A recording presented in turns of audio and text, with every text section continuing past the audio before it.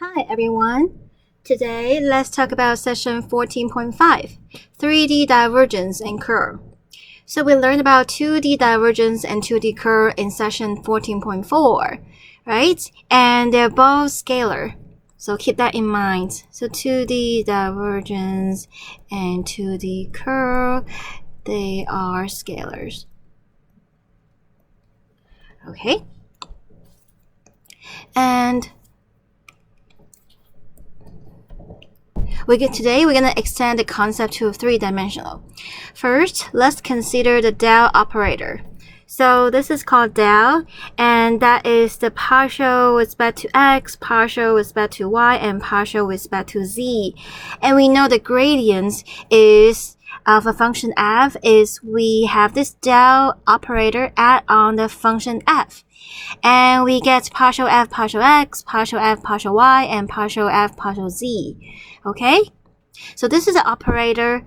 It is not a vector. Okay? It is an operation that applies to a function or a vector field. When we apply directly to a scalar function f, it will result the gradient of f. So we have learned the gradients before. We can also apply this del operator on a vector field. Then we can form dot products and cross products, which will give us 3D divergence and 3D curl, respectively. So what is 3D divergence? So given a vector field, f, the component function are f, g, h in R3, the divergence is the dot product of the del operator and the vector field. So the dot product, well, it is like we have the partial x, partial y, and partial z. That's with f, g, h. Well, then we multiply each components, right, respectively, and then add them. So that's why we get partial f partial x plus partial f partial y plus partial f partial z. And we know that that product is a scalar, right? So the divergence is a scalar value function. So far, so good, everybody?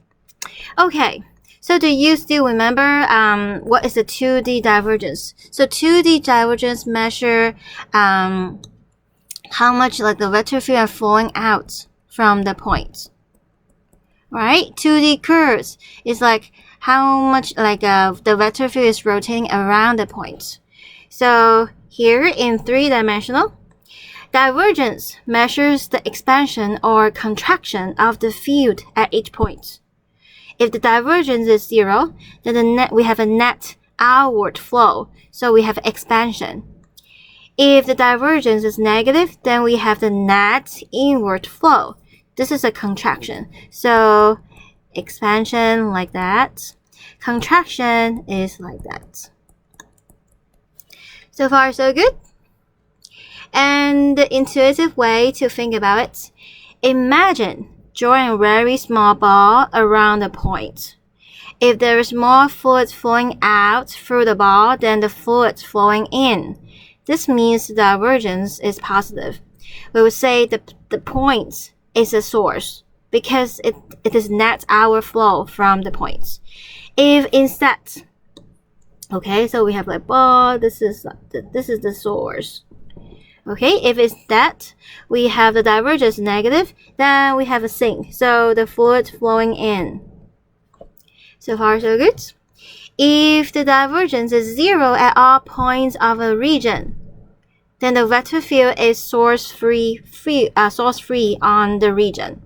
Okay, so the idea is very similar to the 2D dimension, but now we just have an extra dimension, but the idea is very similar.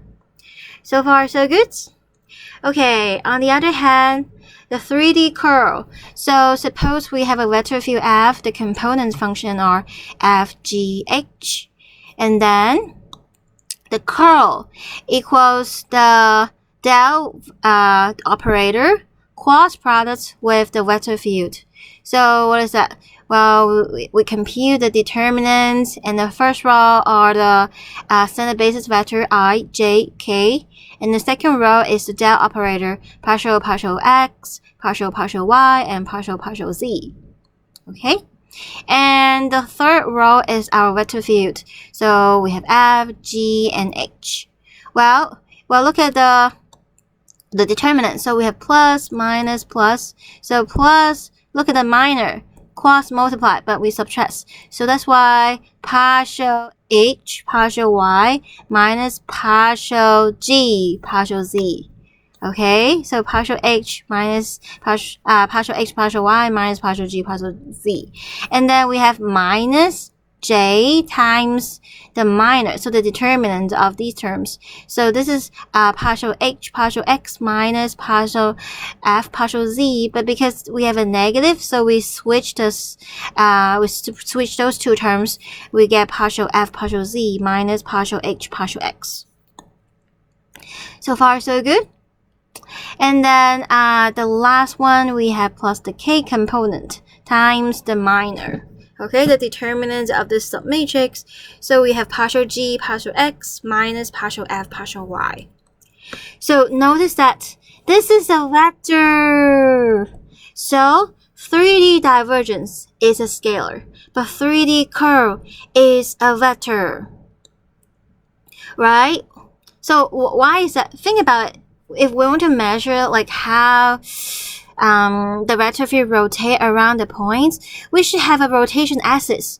If we are on the xy plane, the rotation axis is always like the z axis, right? So if we have like an xy plane, then if we rotate, well, the axis is always the z axis. But right now, in general, if we're in the space, right, and we rotate, then there should be a rotation axis correspond to it. Okay? So here's the geometric interpretation. Yeah, notice that the K components of the curl, 2D curl, Gx minus Fy, see? The K components of this curl, which is Gx minus y, it is a 2D curl that gives the rotation in the xy plane at the point. And then the I and J components correspond to the rotation of the vector field in the planes parallel to the YZ plane. So YZ plane is orthogonal to the I vector, and in the plane that parallel to the XZ plane. So XZ plane is parallel to J vector. Okay? So if the components, so each component is a scalar, is a number. If the component is positive, then we'll know on that plane we have a net counterclockwise rotation. If the corresponding component is negative, then on that plane we're gonna have a net clockwise rotation. Then the direction of this curve, so this is a vector. The direction of this vector is the direction around which the net rotation rate is the greatest. The magnitude of the curl, okay, this is a vector, so we can calculate the magnitude of it. Well, that is the maximal circulation density. Okay, so the magnitude of the curl, so this is a vector, it is the maximum circulation density. So far, so good, everybody? Okay, intuitive way to think about it. Imagine placing a very small paddle wheels at the points x, y, z in the fluid field with the axis of the wheel in the direction of a unit vector n. Okay, so we have a paddle wheel with the axis, this is n. Okay, the scalar component of curl f in the direction. So suppose here, this is the curl of f at that point. Okay, then the scalar component, which is this, okay, scalar component in the direction of n is the circulation density around the rotation axis n. So what is that? Well, remember, n is a unit normal vector. So n is unit normal vector.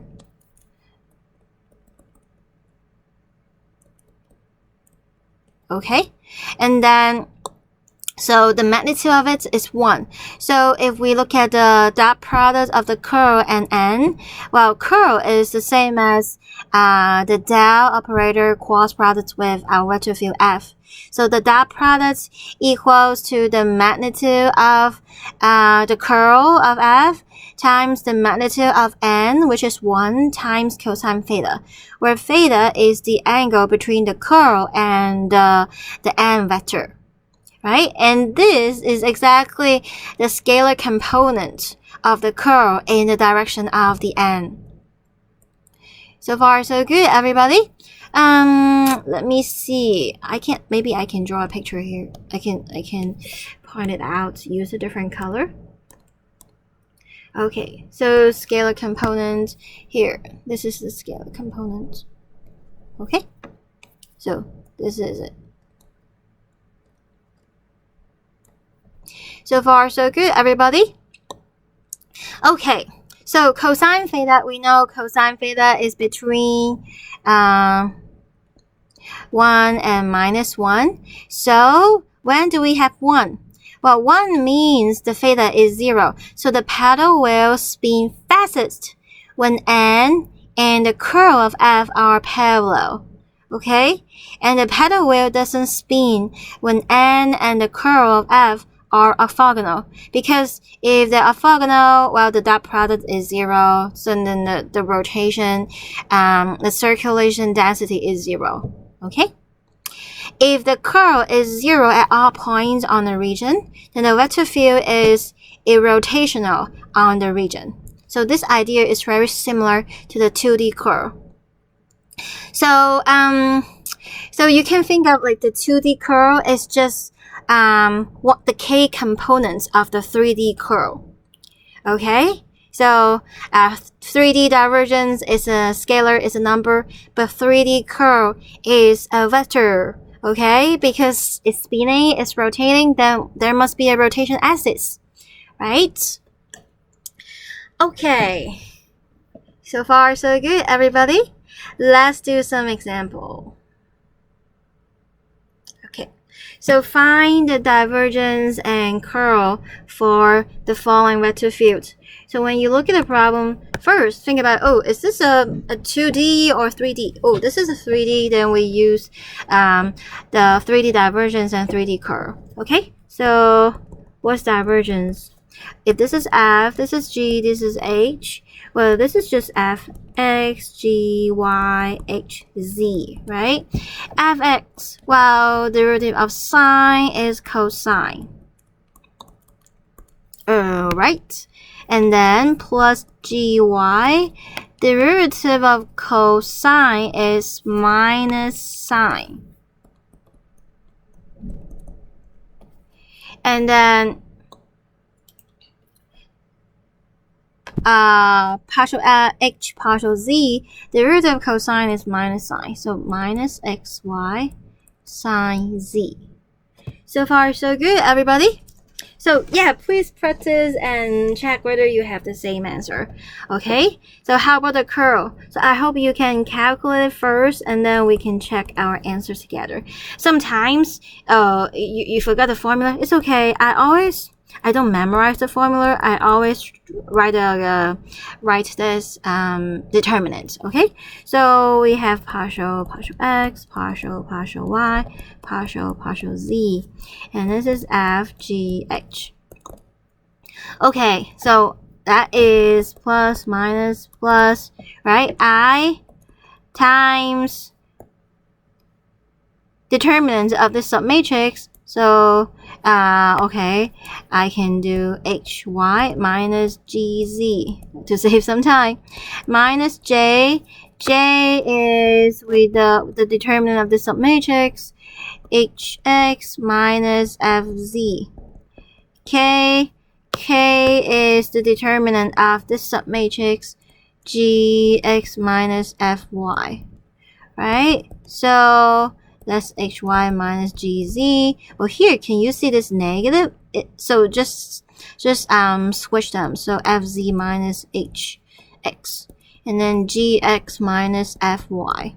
So this is the formula. I always it just took me 1 minute to derive it. So then I don't need to memorize. Okay. So, well, in our problem, hy is derivative of y is 1. So x cosine z minus gz derivative of z is 1. X cosine y. So far, so good. And then fz, derivative of z is 1. So y sine x minus hx, y cosine z, right? Gx, derivative of x is 1. So we have z cosine y minus fy, derivative of y is 1. Z sine x. See, this is a vector. The 3D curl is a vector. The 3D divergence is a number, a scalar. So far, so good, everybody? Okay. All right. And probably I can also like ask you to evaluate at some point, right? And then you can see the divergence, whether it's positive or negative. Then near that point, we have an expansion or contraction, or is it a source or sink? Okay. Let me just ask you. Okay. How about let's just do some exercise. How about let's look at the point pi. Okay. So at the point pi. Divergence. Well, cosine pi is, so what's cosine look like? Like that, right? Sine look like that. So cosine pi is minus 1. So minus y and z are both pi, so pi squared. Sine pi is 0. Oh, so the remaining two terms are 0. So this is negative, then we know this is a sink. Okay, and how about the curl? Okay, so I can ask you like which direction does the vector field rotate the fastest? Then this is exactly the curl of f. In that direction, we have the vector field spin fastest, right? Okay, I mean if we place a paddle wheel over there, then the paddle wheel will spin fastest in that direction. Okay, so all right, so when we plug in, we have cosine pi is minus 1, so x is minus pi, and then cosine pi is minus 1, and then we have another pi. Oh, it becomes positive. So sine pi is 0, cosine pi is minus 1, but minus become positive pi. Cosine pi is minus 1, so minus pi, sine pi is 0. Oh, so we have 0 pi minus pi. Okay, so we can say the net rotation rate is greatest in this direction. So the net rotation rate is greatest in the direction of 0 pi minus pi. So far, so good, everybody? Okay, let's continue to look at the next example. So here, what is the divergence? Well, this is f, g, h. Okay, so fx, well, the derivative of x is just 1, right? So 3z cubed e to the y squared plus gy. Y is here. So 2xz cubed, chain rule, e to the y squared times y squared prime, which is 2y. Is that okay, everybody? And then hz, z is right here. So 3x derivative of z squared is 2z e to the y squared. So far so good. We can simplify it by multiplying the constant together. So 4xyz cubed e to the y squared, 6xz e to the y squared. So far so good, everybody? Okay, the curl. Well, curl. Let me borrow this guy. Okay, so let me borrow this guy because I don't want to derive again. All right, so it's okay to derive once. Oops. So let me copy it here.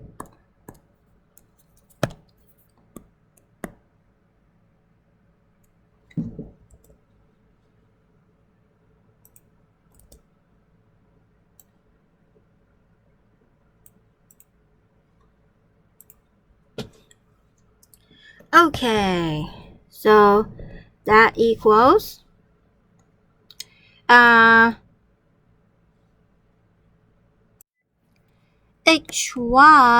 So y is right here. Okay, so that is 3xz squared e to the y squared because of the chain rule. The derivative of y squared is 2y. Minus gz, z is here, so 2x derivative of z cubed is 3z squared. And e to the y squared. Okay, that's the first component. Well, the second component, fz, oh, right here. So 3x derivative of z cubed is 3z squared e to the y squared minus hx. Oh, derivative of x is just 1. So 3z squared e to the y squared.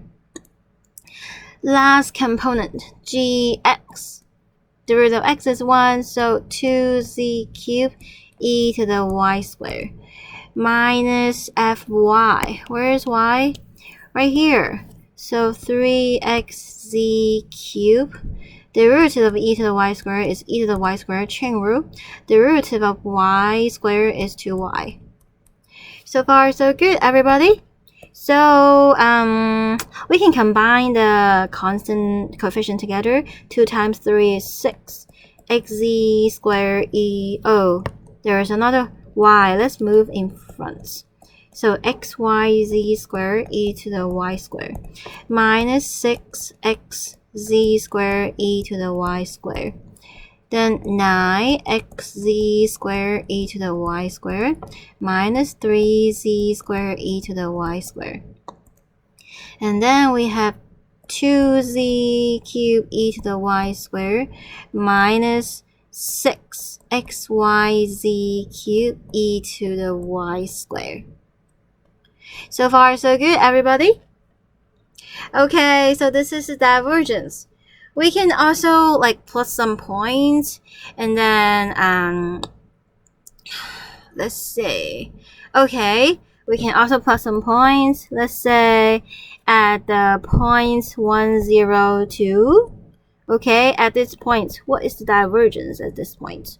Well, the divergence 3 times 2 cubed is 8. E to the 0 is 1. Plus, there's a y there, so 0. Next term, 2 times 1 times 2, and times e to the 0 is 1. Okay, 3 times 8, 24. 6 times 2, 12, so that's 38. It's positive, so this is the source. And the curl at this point, okay, the first term we have a y there, so it's gone. And then we have minus 6. X is 1, z is 2, 2 squared is 4. Okay, and then 9, x is 1, z squared, 2 squared is 4. Minus 3 times z squared is 4. Okay, e to the 0 is 1. And then 2 times 2 cubed is 8. e to the 0 is 1, and then next term has the y there, so it's 0. Okay, so this is minus 24, and 9 times 4 minus 3 times 4 is the same as 6 times 4. 6 times 4 is 24. 2 times 8, 16. Okay, so this is the direction in which we will get the net greatest rotation rate. Okay, so let's continue. Alright, so here we have summary of properties of a conservative vector field. So let F be a conservative vector field whose components have continuous second partial derivatives on an open connected region D in R3. Then F has the following equivalent properties. First, there exists a potential function phi such that F equals the gradient of phi. Okay, so this is the definition of conservative vector field. It's the gradient of some potential function. Or second, the line integral, or we can say is the work done if F is a force, or if it's a circulation or flow if F is a fluid. Okay, this is phi evaluated at B minus phi evaluated at A for all points A and B in D and all smooth oriented curves C from point A to point B. Okay, so this is the fundamental theorem of line integrals. Okay, the line integral does not depend on the paths. Okay, it only depends on the endpoints. Okay, third, we have the line integral or circulation is 0 on all smooth, simple, closed, oriented curves C in D. Okay, so you see this little circle, it means C is a closed curve. Okay, next, the curl. The curl is the del operator cross products with F. It will be 0 at all points in the region D. So far, so good. Yeah, so for conservative vector field, the curl will be 0, but in this case, in R3, the curl is the 0 vector. Okay, it's not only a scalar, it is in R2 the curl is a scalar, but in R3 the curl is a vector. Okay, it's a vector 0, 0, 0. So far so good, everybody. And all the rest is almost the same as before. Okay. So I also want to make a comparison with you. Do you notice that both curl and the gradient are vectors? So here is a comparison. Okay, what is the curl of vector fields in the R3? Well, this is the formula, right? And that is, how do we get that? Well, we use a del operator cross products with the vector field F. And this is how we get that. Okay, and on the other side, the gradient. How do we get the gradient? Well, we use the del operator at on a scalar value function, right? Then we also get a vector. Each component is the partial derivative of f with respect to x, y, or z. Okay, so let's look at the curl. Okay, components are circulation density around each coordinate direction. Do you remember? So this like the I component, J component, the K component. K component means, well, on the plane parallel to the XY plane. Okay, parallel to the XY plane. What is your rotation speed over there? Rotation rate over there? So far, so good. And the I component, so I component is gonna be the YZ plane. J component is the XZ plane. So far, so good, everybody? Okay. And the direction of the curl is the direction of the fastest rotation. Okay, the magnitude is larger at points where the field rotation is fastest. Okay, and the curl that you my notation I should use n. Okay, so my notation I use n. Let n be suppose we have the paddle wheel. Let n be the axis, the rotation axis of the paddle wheel. Okay, so the curl of f dot n measures how fast the field rotates around the axis n. So far, so good. Okay, on the other side, components are the rates of increase in each coordinate direction. So the rate of increase of f in each coordinate direction. Okay, and the direction of the gradient is direction of the greatest increase of f. The magnitude is larger at points where the function increase fastest. Okay. And gradient that u, here u is a unit vector. Okay, so this n, suppose this is a unit vector, and here u is also a unit vector. Okay, so do you remember the directional derivatives? So the gradient of f dot u measures how fast the function increases in the direction of u. Okay, in general, let me just remind you, what is the directional derivatives? Directional derivatives in the direction of u. Now, u may not be a unit vector. Well then, the uf, okay, equals the gradient of f dot u over the magnitude of u.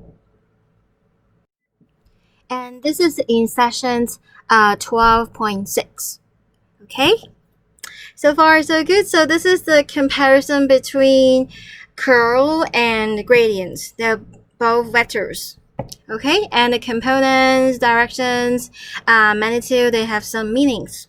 Okay, curl direction is the direction of fastest rotation, and the gradient, the direction is the fastest increase of f. Alright, so that's it for session 14.5. So if you have questions, don't forget to ask me. Have a nice day. Bye.